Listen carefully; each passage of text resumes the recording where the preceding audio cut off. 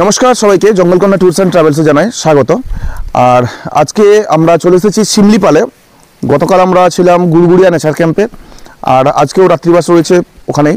তো এখন সকাল সকাল মর্নিং আমরা সাফারিতে বেরিয়েছি। সাফারি যেটা হলো গুড়গুড়িয়ার থেকে সকাল মর্নিং সাফারিটা, ওয়াইল্ড লাইফ সাফারি। একদম কোর এলাকা পৌঁছে গেছি। এটা জায়গাটার নাম হচ্ছে নোয়াগা। প্রচুর আমরা এনিম্যাল আমরা দেখেছি, বার্কিং ডিয়ার, স্পটেড ডিয়ার, তাছাড়া বনমুরগি, এই ধরনের অনেক কিছুই চোখে পড়েছে এবং বিভিন্ন ধরনের পাখি আমরা দেখেছি। আর নানান গাছ আমরা দেখেছি, বিভিন্ন ধরনের গাছ, অর্কিড, অনেক কিছুই রয়েছে। তো আমার গেস্ট আছেন এবং প্রণম্য যাকে বলে কাকু আছেন। কাকুর সাথে কিন্তু গতবার ঘুরেছিলাম বর্ষার সময়, তখন ছিলাম আমরা বারুইপুরে নেচার ক্যাম্পে।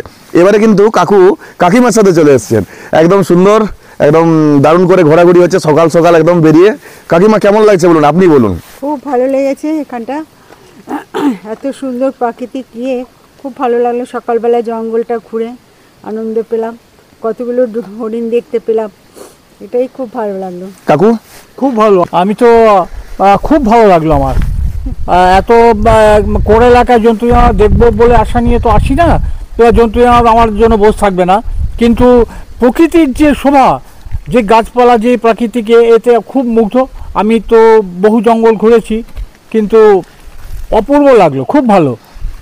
আর আমাদের রয়েছে এই যে গাইড ভাই রয়েছে, গাইড ভাই কিন্তু খুব সুন্দর বুঝিয়ে দিচ্ছে অনেক কিছু, জিনিস টিনিস কোথায় কি গাছের নাম এবং কি পাখি টাখি সমস্ত কিছু বুঝিয়ে দিচ্ছে। আর এই যে দেখতে পাচ্ছেন, এই হচ্ছে গাড়িটা, হুড খোলা গাড়ি।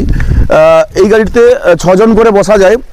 তো এই যে কাকিমা কিন্তু যে একটু বয়স্ক, তো তার জন্য কিন্তু এই সিটের সামনের এটা হচ্ছে গাইডের সিট, কিন্তু গাইডের সিটেই কাকিমাকে দিয়েছে। কাকিমা বসুন।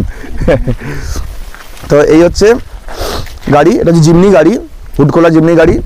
আর পিছনে এখানে বসা যায় 3 জন এবং তার পিছনে 3 জন। তো খুব সুন্দরভাবে এটাতেই ওয়াইল্ড লাইফ সাফারি, এখানে লেখাও আছে ওয়াইল্ড লাইফ ওড়িশা।